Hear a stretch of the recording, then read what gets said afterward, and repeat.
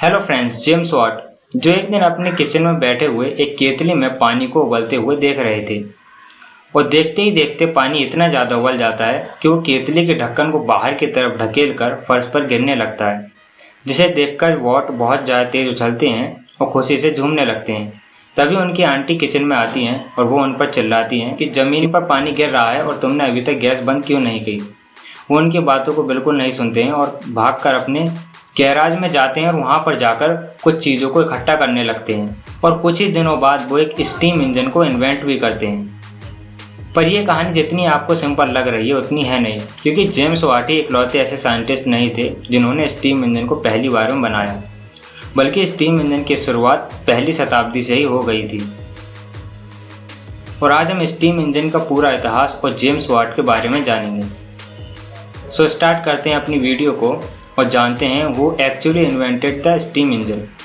Hero of Alexandria first century, जिन्होंने isle of आइल नाम से सबसे पहली बार एक प्रिमिटिव स्टीम डिवाइस को बनाया था, जो कि किसी भी वाल को घुमाने के लिए काम में लाई जाती थी। और ये टेक्नोलॉजी का पहला उदाहरण था जिसे हीरो ऑफ अलेक्जेंड्रिया ने पहली बार फर्स्ट शताब्दी में बनाया था, जिसमें उसने स्टीम इंजन को एक मैकेनिकल एनर्जी में कन्वर्ट किया था। और अब चलते हैं इससे थोड़ा आगे। साल 1698 में द माइनर्स फ्रेंड नाम का एक लड़का, जिसका नाम था थॉमस सेवरी, जिसने पहली बार स्टीम पावर्ड पंप का पेटेंट अपने नाम करवाया। और ये डिवाइस कोयल माइन से पानी निकालने का काम करती थी। और इसका डिज़ाइन कुछ ऐसा किया गया था जिसमें इंजन को कंडक्ट करके वैक्यूम को क्रिएट किया जाता था, जिसकी मदद से पानी को ऊपर की तरफ खींचा जाता था। और इस मशीन से उस समय के लोगों को बहुत ज़्यादा हेल्प मिली, पर इनके डिज़ाइन में बहुत ज़्यादा कमियां थीं, जिसको सुधारने के लिए एक और बड़े साइंटिस्ट आए, जिनका नाम था थॉमस न्यूकोमेन। थॉमस न्यूकोमेन ने साल 1712 में पहली बार स्टीम पावर्ड पंप के डिज़ाइन को इम्प्रूव करके एक प्रैक्टिकल स्टीम इंजन का इन्वेंट किया। और ये डिज़ाइन पिछले वाले डिज़ाइन से बहुत ज़्यादा एफिशिएंट था, जिसे वाइड यूज़ में लाया गया। और इसका भी मुख्य रूप से उपयोग माइन से पानी निकालने के लिए ही किया गया। और एज यूजुअली हर चीज़ में थोड़ी बहुत कमियां तो होती हैं, और इस डिज़ाइन में भी थोड़ी बहुत कमियां जरूर थीं, जिसे सुधारने के लिए आए जेम्स वाट। इन्हीं के बारे में आज हम बात करने वाले हैं। जेम्स वाट, जो कि एक स्कॉटिश इंजीनियर और एक इन्वेंटर भी थे, इन्होंने न्यूकोमेन के डिज़ाइन की कमियों को दूर किया और अपने डिज़ाइन में कुछ कंडेंसर को यूज़ करके इसे बहुत ज़्यादा इफ़िशिएंट और पावरफुल बनाया, जिसे माइंस के अलावा और भी दूसरे कामों में यूज़ किया गया। पर एक मिनट, इसमें वो केतली वाली कहानी तो आई नहीं जिसे हमने अपनी वीडियो की शुरुआत में सुना था, कि उन्होंने कैसे एक केतली पानी को उबलते हुए देखा और एक स्टीम इंजन को इन्वेंट किया। तो चलिए शुरू से स्टार्ट करते हैं और जानते हैं जेम्स वाट की पूरी कहानी को। साल 1736 में ग्रीक के स्कॉटलैंड शहर में जन्मे जेम्स वाट, जो 18वीं शताब्दी के सबसे मशहूर इन्वेंटर और इंजीनियर रहे हैं, जिनकी सबसे मुख्य खोज स्टीम इंजन ही थी। उनकी प्रारंभिक शिक्षा घर पर ही हुई, जहां पर उन्होंने मैकेनिकल इंजीनियर को सीखा, जिसमें उन्होंने मैकेनिकल इंस्ट्रूमेंट बनाना सीखा और एक यूनिवर्सिटी में काम करने लगे। यहीं पर रहकर वो अपने आविष्कारों को करते और नई नई चीज़ों पर अपना प्रयोग करके उन्हें और ज़्यादा एफिशिएंट बनाने की कोशिश करने में लगे रहते।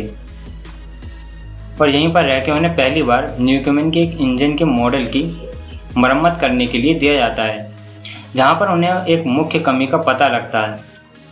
वाट जब न्यूकोमेन के इंजन की मरम्मत कर रहे थे, तभी उन्हें पता लगता है कि इसमें हर साइकिल पर सिलेंडर को ठंडा किया जाता है, जो कि उसमें एक बहुत बड़ी कमी थी। इसी को दूर करने के लिए वो अलग से कंडेंसर का यूज़ करके इस कमी को दूर कर देते हैं और एक नया स्टीम इंजन को इन्वेंट करते हैं, जिसने स्टीम इंजन की एफिशिएंसी को कई हद तक बढ़ा दिया, जिसे और भी जगह यूज़ किया जाने लगा। और 1775 में वाट ने अपने इस आविष्कार को मार्केट में उतारने के लिए मैथ्यू वॉल्टन के साथ एक साझेदारी की।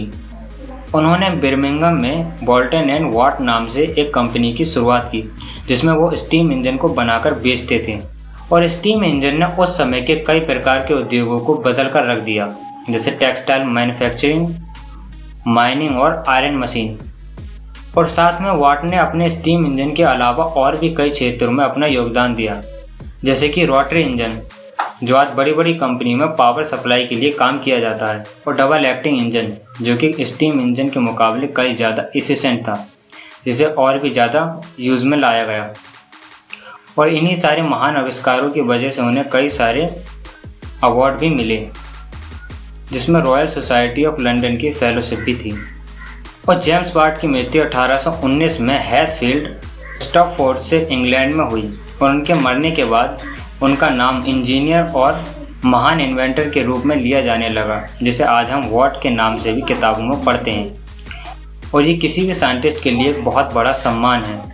और जेम्स वाट ने न केवल स्टीम इंजन को एक नई ऊर्जा दी, बल्कि उन्होंने ट्रांसपोर्टेशन और कृषि मैन्युफैक्चर के क्षेत्र में एक नई क्रांति लाई, जो कि आगे चलकर इंडस्ट्रियल रेवोल्यूशन का एक मूल भी बना।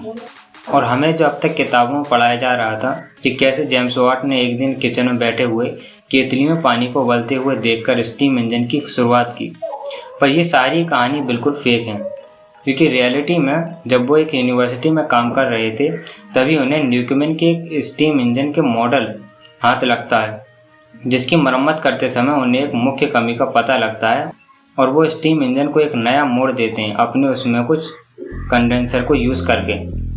और यही थी आज की हमारी कहानी। सो मिलते हैं ऐसी ही किसी दिलचस्प कहानी में।